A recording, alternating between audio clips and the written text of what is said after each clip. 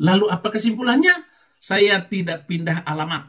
Saya pindah dari alamat palsu kepada alamat yang asli. Jadi nggak salah jalan. Saya juga tidak pindah agama. Saya pindah dari ketidakpastian kepada kehidupan yang pasti, yaitu keselamatan. Jadi keselamatan yang pasti hanya ada di dalam Yesus Kristus. Ayo ikut Yesus, pasti selamat. Ya, puji nama Tuhan, kembali jumpa lagi kita dengan channel ini. Kali ini kita akan kembali dengarkan kesaksian dari Pendeta Saifuddin Ibrahim. Bagaimana dia percaya Yesus sebagai Tuhan dan Juru Selamat. Dia adalah guru besar pesantren terbesar di Indonesia, tetapi memutuskan ikut Yesus. Latar belakangnya dia mengatakan bahwa pernah melempar gereja karena dia sangat benci dengan orang Kristen. Tetapi justru orang Kristen orang Islam yang membenci kekristenan, yang berlebihan justru ditangkap Tuhan dan menjadi Paulus di akhir zaman. Kita tahu bahwa Saifuddin Ibrahim sudah masuk penjara, dan banyak orang berusaha untuk menghentikan pelayanannya, bahkan termasuk anak-anaknya. Tetapi luar biasanya bahwa si Bapak satu ini tidak bisa dihentikan oleh siapapun kecuali Tuhan yang menghentikan. Selagi masih bernafas, dia akan terus melayani Tuhan. Nah, seperti apa singkat dari kesaksiannya? Silakan simak sampai selesai. Di channel ini saya akan berbicara lagi tentang keselamatan. Saya mengalami Tuhan, saya mengalami keagamaan yang berbeda. Dulu saya agama sebelah, pindah. Karena keselamatan dalam keyakinan saya yang dulu tidak pasti. Masih mudah-mudahan. Cerita awal mula saya masuk Kristen itu karena adanya kerusuhan Mei 98. Tokoh-tokoh orang yang non-agama itu dihabisin, dibakar, dijarah. Oh, kacau semuanya waktu itu. Di Jakarta Utara banyak sekali rumah-rumah orang, perempuan-perempuan China itu diperkosa oleh mereka dengan teriakin nama Tuhan mereka ke langit. Iya, bubar, bubar, Allah, bubar, katanya. Teriak seperti itu. Ngeri. Waktu itu saya tinggal di Tangerang. Saya tinggal di apa namanya, Pondok Cabe situ. Ya, sudah Tangerang itu. Mereka diperkosa, gereja dihancurkan, disiksa itu pendeta-pendeta, orang Kristen. Ngeri. 4 Maret 2006 saya terima Yesus Kristus sebagai Tuhan dan Juru Selamat di Cirebon, di rumah almarhum Bagja Wijaya. Dan akhirnya saya panggil ayah. Di rumah dialah saya terima Yesus Kristus. Nah, langsung saya berubah, langsung saya ketemu dengan orang-orang, tokoh-tokoh orang Kristen, pendeta ini, pendeta itu. Ayah saya itu benar-benar seperti ayah. Orang yang berjasa di dalam kerohanian saya. Saya ke Semarang, ada kakak rohani, saudara rohani. Di Surabaya ada saudara rohani yang menjadi penguat iman saya.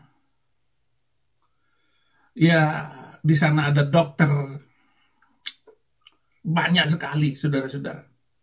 Jadi keimanan saya bertumbuh dengan baik. Bahkan saya kuliah di STT, sampai saya menjadi dosen di beberapa STT di dalam dan di luar negeri. Dan yang paling berkesan dalam kerohanian saya adalah Konsep keselamatan yang ditawarkan oleh dua keyakinan ini berbeda jauh langit dan bumi. Kalau dalam agama saya yang dulu keselamatan itu masih insya Allah, sedangkan kekristenan keselamatan adalah suatu kepastian. Mr. M ditanya oleh orang-orang Yahudi dan orang-orang Kristen, apakah Anda selamat? Dia tunggu 1 minggu dulu baru turun ayat. Salah satunya surat ke-46 ayat ke-9. Lalu turunlah ayat itu untuk langsung mengatakan kepada yang bertanya, katakanlah kepada mereka, aku bukanlah rasul yang pertama di antara para rasul, dan aku tidak tahu apa yang terjadi atasku, dan aku juga tidak tahu apa yang terjadi atas kamu. Aku hanya mengatakan, aku hanya berbicara tentang apa yang diturunkan kepadaku. Aku hanyalah memberi peringatan. Gitu. Nanti dibuka 46 ayat 9. Dia tidak tahu. Bahkan seorang sahabatnya bertanya, Mat, di mana ayahku? Maksudnya di surga apa di neraka? Langsung dia jawab, Bapak mau di neraka. Orang itu langsung inilah, nggak enak hati. Dia mau pulang. Sebelum sampai ke pintu, Dul, sini dulu. Sama, bapak saya juga di neraka. Jadi bapak, ibunya juga di neraka. Ada sebuah hadis. 3 kali dia minta izin untuk menziarahi kubur maknya. Doa pertama nggak dikasih, kedua nggak dikasih, ketiga baru dikasih, kamu boleh hanya membersihkan rumputnya. Tidak boleh dia mendoakan ayah dan ibunya. Nggak boleh. Orang kafir. Gimana sih? Nah, di surat ke-66 ayat 8. Hei orang-orang yang beriman, bertaubatlah dengan taubat yang murni. 2. Mudah-mudahan. Ini udah bertobat, udah muslim, sudah beriman, masuk surga masih mudah-mudahan. Mudah-mudahan Allah mengampuni dan memasukkan kamu ke kebun yang mengalir air di bawahnya. Jadi masuk surga masih mudah-mudahan. Gimana yang tukang ojek yang gak pernah sholat? Sopir Metro Mini gak pernah sholat, kena nyuci muka aja gak tahu, baca alif bengkong apalagi. Gimana bisa masuk surga? Orang melihat aplikasinya masuk pesanan penumpang dari Jalan Palmero ke Pal 12. Dia nunggu terus. Ya nggak akan ada orang yang mau seperti itu. Udah beriman, sudah bertaubat murni, masih mudah-mudahan. Tapi ayat yang paling jelas bahwa Quran surat ke-19 ayat 71 dan 72, dan tidak ada seorang pun di antara kamu yang tidak mendatangi neraka itu. Hal tersebut sudah ditetapkan, dan kami akan menyelamatkan orang-orang yang bertakwa dan membiarkan orang-orang yang zalim di dalam neraka tertunduk, termehek-mehek, terkantut-kantut. Gimana saudara-saudara? Di situ jelas sekali, dan tidak ada seorang pun di antara kamu. Kamu di situ ya Mr. M, bukan yang lain. Dia dulu yang kena. Ditetapkan, itu sudah ditetapkan. Padahal di ayat yang lain dikatakan di neraka kekal selama-lamanya, di surga kekal selama-lamanya.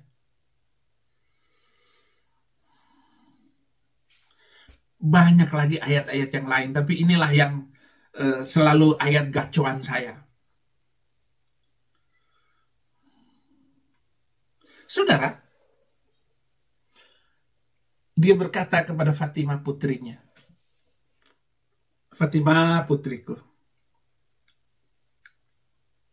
minta apa saja daripadaku.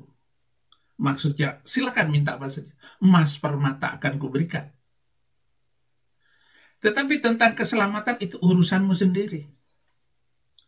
Jadi dia tidak bisa menyelamatkan anaknya sendiri. Viral sekarang Habib jual sorga. Kamu akan begini-begini nanti.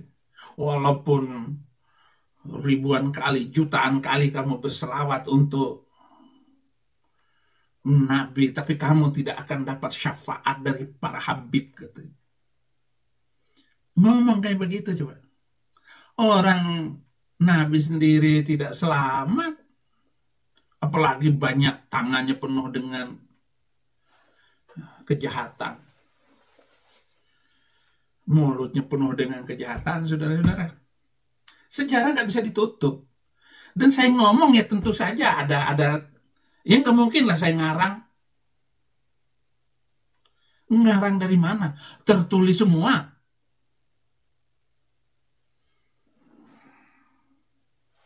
Tanya aja guru gembul. Paling digembulin kamu. Tanya guru gembul. Keselamatan itu urusan pribadi kamu. Ayahnya Nabi masuk neraka, maknya, pamannya, ada Abu Lahab, Abu Jahal. Karena dia nggak masuk. Nah, Abu Jahal, Abu Lahab ini Abul Hakam.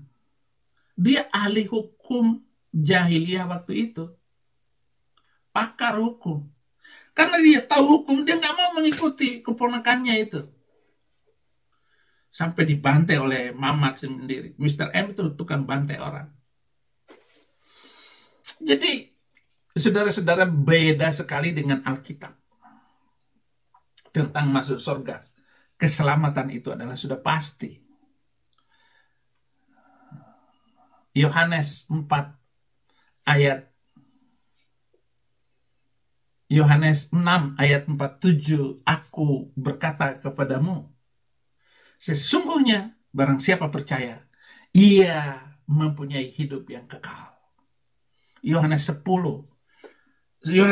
ayat 28, dan aku memberikan hidup yang kekal kepada mereka, dan mereka pasti tidak akan binasa sampai selama-lamanya. Dan seorang pun tidak akan merebut mereka dari tanganku. Nggak bisa. Kalau kita ini sudah kemarin kepastian keselamatan saya sudah saya kirim hari ini. Sudah saya khutbahkan. Tinggal ditonton oleh saudara-saudara. Ya. Tidak akan merebut dari mereka. Roma 5 ayat 9 dan 10, lebih-lebih karena kita sekarang telah dibenarkan oleh darahnya, kita pasti akan diselamatkan dari murka Allah. Sebab jikalau kita ketika masih seteru, maksudnya masih berdosa, diperdamaikan dengan Allah oleh karena kematian anaknya, lebih-lebih kita yang sekarang telah diperdamaikan pasti akan diselamatkan oleh hidupnya. Jadi Yesus mati, kita bebas dari neraka, dia bangkit, kita masuk surga. Kita pasti bebas dari neraka dan kita pasti masuk surga. Kisah Para Rasul 4 ayat 12. Jadi saudara-saudara, hanya lewat Yesus, bukan lewat orang Arab, gurun. Kisah Para Rasul 4 ayat 12, dan keselamatan tidak ada di dalam siapapun juga selain di dalam Dia, sebab di bawah kolong langit ini tidak ada nama lain yang diberikan kepada manusia yang olehnya kita dapat diselamatkan. Hanya nama Yesus. Di luar Yesus tidak bisa menyelamatkan. Anda kaya, Anda hebat, terhormat, anak raja sekalipun, anak Pak Menteri, anak dari Pak Menko Polhukam, apalagi nggak akan selamat. Kenapa? Tidak menerima dia sebagai juru selamat.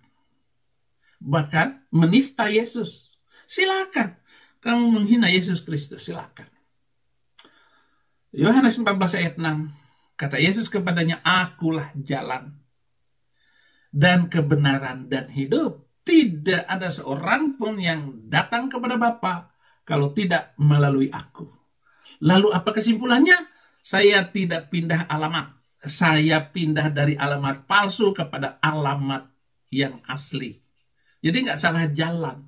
Saya juga tidak pindah agama. Saya pindah dari ketidakpastian kepada kehidupan yang pasti, yaitu keselamatan. Jadi keselamatan yang pasti hanya ada di dalam Yesus Kristus. Ayo ikut Yesus, pasti selamat. Bapak Surgawi, terima kasih untuk firman ini, renungan ini. Dan biarlah bertambah-tambah dan banyak orang mendengar kebenaran firman-Mu. Dan kembalikan semuanya. Kehormatan, kemuliaan itu hanya nama Yesus. Oke, baik teman-teman, kita doakan Bapak Saifuddin Ibrahim tetap sehat dan kuat. Walaupun saat ini berada di Amerika, tetapi pelayanannya melalui media sosial, YouTube dan TikTok terus berjalan. Tentunya kita sangat mendukung dia untuk terus pelayanan karena Bapak ini pengaruhnya sangat luar biasa di Indonesia. Ketika dia ada di Indonesia, setiap hari dia membaptis jiwa-jiwa baru. Bahkan dia membangun rumah murtadin. Dan salah satu hal yang luar biasa adalah dia ke NTT dan membangun banyak rumah di sana.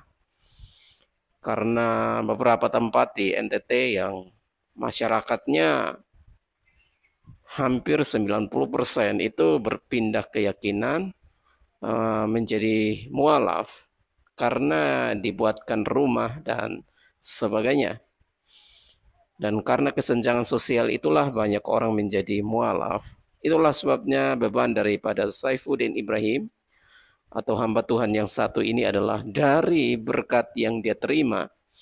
Dia persembahkan untuk pekerjaan Tuhan, dia persembahkan untuk melayani, dia persembahkan untuk menolong banyak orang. Khususnya merebut kembali orang-orang yang berpindah keyakinan atau mualaf karena dibuatkan rumah, ya, dan juga hal-hal yang lain. Nah, tentunya beban beliau adalah supaya tidak lebih banyak jadi korban atau lebih banyak yang tersesat atau dibinasakan.